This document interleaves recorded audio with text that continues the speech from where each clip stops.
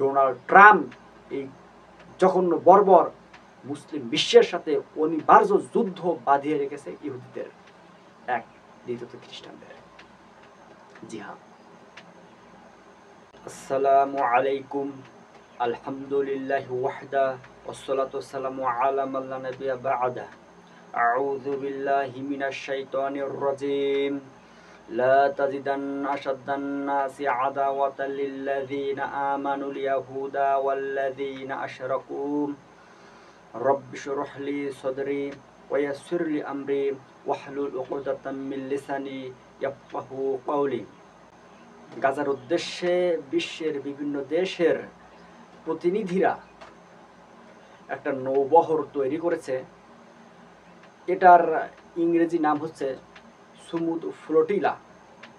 এই সুমুদ ফ্লোটিলায় এই প্রতিনিধিরা গাজার মুসলিমদের উদ্দেশ্যে খাদ্য, বস্ত্র, চিকিৎসার সরঞ্জামাদি, মোট কথা বেঁচে থাকতে হলে যেসব মৌলিক বিষয়াদি প্রয়োজন, দ্রব্য জিনিসপত্র প্রয়োজন, সেই সব প্রয়োজনীয় জিনিসপত্র নিয়ে বিশ্বের বিভিন্ন প্রতিনিধিরা গাজার উদ্দেশ্যে রওনা হয়েছেন।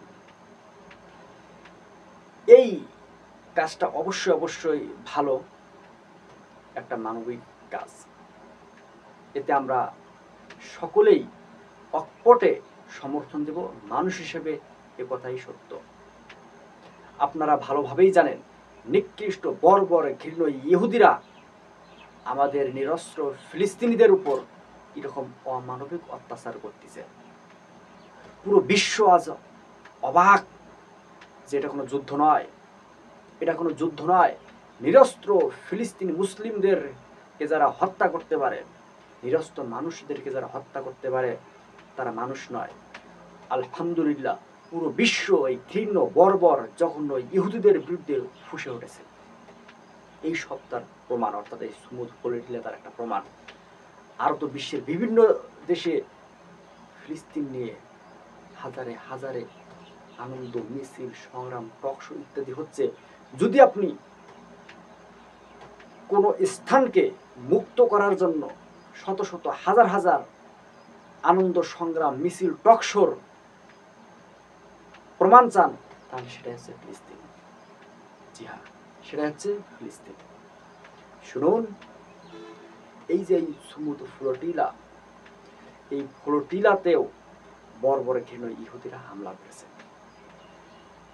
হামলা করেছে, অনেককে বন্দি করেছে, অনেকের মোবাইল ফোন নিয়ে সেগুলোতে ভূমধ্য সাগরে ফেলে দিয়েছে। অনেক যুদ্ধ জাহাজের মাল সামানা যা গাজার মুসলিমদের উদ্দেশ্যে এসব প্রতিনিধিরা নিয়ে এসেছিল, সেগুলোকে কবজা করেছে। অনেক দেশের প্রধানমন্ত্রী, যেমন ইতালির প্রধানমন্ত্রী, সে এই সুমুদ ফ্লোটিলা থেকে তার বহরকে ফিরিয়ে নিতে বলছে। সে বলেছে যে ট্রাম্প বর্তমানে গাজার উদ্দেশ্যে, পুরো বিশ্বের উদ্দেশ্যে যে শান্তি আলোচনা করতেছে, সেই শান্তি আলোচনায় নাকি এই ক্ষুদ্র নৌবহর, এই ফ্লোটিলা নাকি বিশৃঙ্খলা সৃষ্টি করতেছে। তাদের চিন্তা চেতনা দেখুন। শুনুন হে প্রিয় মুসলিম ভাই বোনেরা, শুধু এটা ইতালির প্রধানমন্ত্রীর কথা না, এবং এটা পুরো খ্রিস্টান দুনিয়ারই কথা। আর যারাই বলে যে ডোনাল্ড ট্রাম্প শান্তির উদ্দেশ্যে বিভিন্ন ইত্যাদি ইত্যাদি পদক্ষেপ নিচ্ছে গাজার উদ্দেশ্যে, আল্লাহর কসম করে বলতেছি, ডোনাল্ড ট্রাম্প এই জঘন্য বর্বর মুসলিম বিশ্বের সাথে অনিবার্য যুদ্ধ বাঁধিয়ে রেখেছে ইহুদিদের, এক, দ্বিতীয়ত খ্রিস্টানদের। জি হ্যাঁ, মুহাম্মদ সাল্লাল্লাহু আলাইহি সাল্লামের পর ওনার সাহাবা রাদিয়াল্লাহু আনহুম কর্তৃক যখন ফিলিস্তিন বিজয় হলো, তারপর থেকে কোনো খ্রিস্টান, কোনো ইহুদি ফিলিস্তিনের প্রতি চোখ রাঙানোর সাহস পায়নি। কিছুকাল ক্রুসেডাররাটাকে দখল করে রেখেছিল, কিন্তু রাজধানী হিসেবে ঘোষণা দেওয়ার সাহস পায়নি, সেটাকে নিজেদের সম্পদ বলে স্বীকার করার সাহস পায়নি। কিন্তু ডোনাল্ড ট্রাম্প পৃথিবীতে এই জঘন্য বর্বর এই দুঃসাহসিক কাজ করেছে এবং মুসলিম বিশ্বের সঙ্গে একটা যুদ্ধ বাঁধিয়ে রেখেছে। ও করেছে জেরুজালেমকে তেল আবিবের ইহুদিদের রাজধানী ঘোষণা করে দিয়েছে।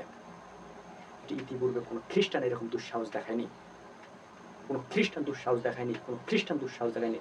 এবং এই ডোনাল্ড ট্রাম্পই 2017 সালে তার রাষ্ট্রীয় দূতাবাস জেরুজালেমে স্থাপন করেছে। সেই ডোনাল্ড ট্রাম্প নাকি শান্তি আলোচনা করবে। গাজার উদ্দেশ্যে, গাজার মুসলিমদের উদ্দেশ্যে এই যে নৌবহরটি আসতেছে, এরা নাকি ডোনাল্ড ট্রাম্পের নাকি শান্তি আলোচনা বিঘ্ন করবে, শান্তি কার্যক্রমকে নাকি বিঘ্ন করবে। অথচ ও আবার পাঠিয়ে দিয়েছে রণতরী, বিমানবাহী রণতরী পাঠিয়ে দিয়েছে ভূমধ্য সাগরের উদ্দেশ্যে, ইসরায়েলের উদ্দেশ্যে, এবং আরো B2 স্টিল করি যে যুদ্ধ বিমান আছে সেটাও দিয়েছে।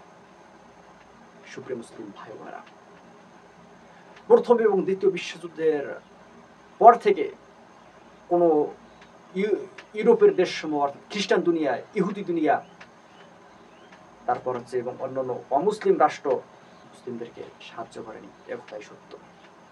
যা অস্ত্র দিয়েছে এটা ওদের হাতে ছিটে ফোটা, এটা নিয়ে গর্ব করার কিছু নেই, গর্ব করার কিছু নেই। আজ আমাদেরকে ঈমান আকীদায় শক্তিশালী হতে হবে। আপনারা ভাবিয়েন না যখন আমরা ঈমান আকীদার কথা বলি তখন এটা আমাদেরকে পিছিয়ে রাখতেছে। জি না, আপনি ঈমান আকীদা ঠিক করুন, রাসূল সাল্লাল্লাহু আলাইহি ওয়াসাল্লামের সুন্নাহকে আপনি মানুন, ইনশাআল্লাহ আপনি শক্তিশালী হবেনই হবেন, এ কথাই সত্য। এই যে নিকৃষ্ট বর্বর ঘৃণ্য ইহুদিরা যে এই যে গাজার মুসলিমদের উদ্দেশ্যে যে জাহাজগুলো আছে, যে খাদ্য ইত্যাদি প্রয়োজনীয় জিনিসপত্র নিয়ে সেগুলো কবজা করেছে, সেগুলোকে অনেককে বন্দী করেছে, অনেক যুদ্ধ জাহাজ, অনেক জাহাজ আটক করেছে ইত্যাদি ইত্যাদি, এবং সেসব জাহাজে সন্দেহ পোষণ করতেছে, কয়েকগুলো যুদ্ধ করতেছে ইত্যাদি ইত্যাদি। এই ইহুদিরা খন্দকের যুদ্ধে এই নিকৃষ্ট বর্বর ইহুদিরা যখন রাসূল সাল্লাল্লাহু আলাইহি ওয়াসাল্লামের সাথে বিশ্বাসঘাতকতা করলেন, তারপর রাসূল সাল্লাল্লাহু আলাইহি ওয়াসাল্লাম এইসব বিশ্বাসঘাতক ইহুদিদেরকে বন্দী করলেন এবং সেই সব বন্দীদেরকে বিক্রি করে রাসূল সাল্লাল্লাহু আলাইহি ওয়াসাল্লাম অস্ত্র ক্রয় করেছেন। আমি এই সুন্নাতটা কি জানি না? রাষ্ট্র পরিচালনায় রাসূল সাল্লাল্লাহু আলাইহি ওয়াসাল্লাম এইসব নিকৃষ্ট বর্বরদের এইরকম শাস্তি দিয়েছেন, এটাকে আমি জানি না? আলহামদুলিল্লাহ জানি। তাহলে আমার নবী মুহাম্মদ সাল্লাল্লাহু আলাইহি ওয়াসাল্লাম, আপনাদের নবী মুহাম্মদ সাল্লাল্লাহু আলাইহি ওয়াসাল্লাম, তিনি যদি এই নিকৃষ্ট বর্বর ইহুদিদেরকে বিক্রি করে অস্ত্র কিনতে পারেন, সেখানে আমি অস্ত্র বানাতে পারবো না? এটা কথা। শুনুন, এইসব বর্বর ঘৃণ্য নিকৃষ্ট ইহুদিদের কাজকর্ম এতটাই জঘন্য যে এদের সাথে কখনো শান্তি আলোচনায় আপনি টিকতে পারবেন না। পৃথিবীর শ্রেষ্ঠ মানবতাবাদী মানুষ মুহাম্মদ সাল্লাল্লাহু আলাইহি ওয়াসাল্লাম চুক্তি করেছিলেন, কিন্তু চুক্তি রাখেনি। ঠিক আছে, আপনার এবং আমার সাথে চুক্তি এরা রাখবে কল্পনা দিতে। ঠিক আছে, আমাদেরকে ঈমান আকীদায় খুব দৃঢ় হতে হবে, সুন্নাহকে মানতে হবে, ইনশাআল্লাহ আমরা বিজয়ী হবই হব, এ কথাই সত্য। এই যে ইহুদিদের এই বর্বরতা পবিত্র কোরআনের মহাবিস্ময় প্রকাশ করে। জি হ্যাঁ, মহাবিস্ময় প্রকাশ করে। দেখুন সূরা আল মায়েদা আয়াত ৮২, যা আমি তেলাওয়াত করেছি প্রথমেই, যে মানুষের মধ্যে এই পৃথিবীতে ঈমানদারদের প্রতি সবচেয়ে উগ্র হচ্ছে ইহুদি এবং মুশরিকরা। আজ দেখুন তার প্রমাণ। গাজার মুসলিমরা না খেয়ে মরতেছে, তাদেরকে না খাইয়ে মারতেছে, তাদেরকে সাহায্য করাও নাকি বলে শান্তি বলে, শান্তি নাকি বলে, শান্তিতে নাকি বিশৃঙ্খলা সৃষ্টি হয়। চিন্তা করুন, এই হচ্ছে চিন্তা করা। তারা শান্তি শব্দ ব্যবহার করে করে আজ আমাদের মুসলিমদেরকে ওরা জবাই করতেছে, ওরা হত্যা করতেছে, ওরা মুসলিমদের অধিকারকে, মুসলিমদের ঘর বাড়ি থেকে মুসলিমদেরকে বিতাড়িত করতেছে। শব্দটা লাগিয়েছে শান্তি। এটা একটা কূটকৌশলের চাল চলেছে এসব জঘন্য বর্বর ঘৃণ্যরা। কোনো অমুসলিম থেকে শান্তি বিষয়ে কামনা করা মানে এটা মুসলিমদের ঈমান আকীদায় ঘাটতি থাকা। জি হ্যাঁ, ঘাটতি থাকা। শান্তির আলোচনা ছাড়া আমাদের পক্ষ থেকে ওদের প্রতি। কাজেই আমরা যাতে ঈমান আকীদায় ঠিক হতে পারি এবং এইসব নিকৃষ্ট বর্বর ঘৃণ্য ইহুদি মুশরিক খ্রিস্টানদের বৈশিষ্ট্য সম্পর্কে জানতে পারি, যতক্ষণ পর্যন্ত আপনারা এদের বৈশিষ্ট্য না জানবেন ততক্ষণ পর্যন্ত আপনারা এদের বিরুদ্ধে কোনো ব্যবস্থা নিতে পারবেন না। কাজেই আমাদেরকে ঈমান আকীদায় শক্তিশালী হতে হবে।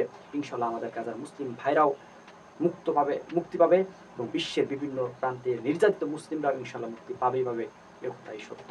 আল্লাহ তাআলা আমাদেরকে বোঝার ও আমল করার তৌফিক দান করুন এবং গাজার মুসলিমদের দুর্দশাকে আল্লাহ তাআলা দূর করে দিক। আমিন। সুবহানাকাল্লাহুম্মা ওয়া বিহামদিক, আশহাদু আল্লা ইলাহা ইল্লা আনতা, আস্তাগফিরুকা ওয়া আতুবু ইলাইক।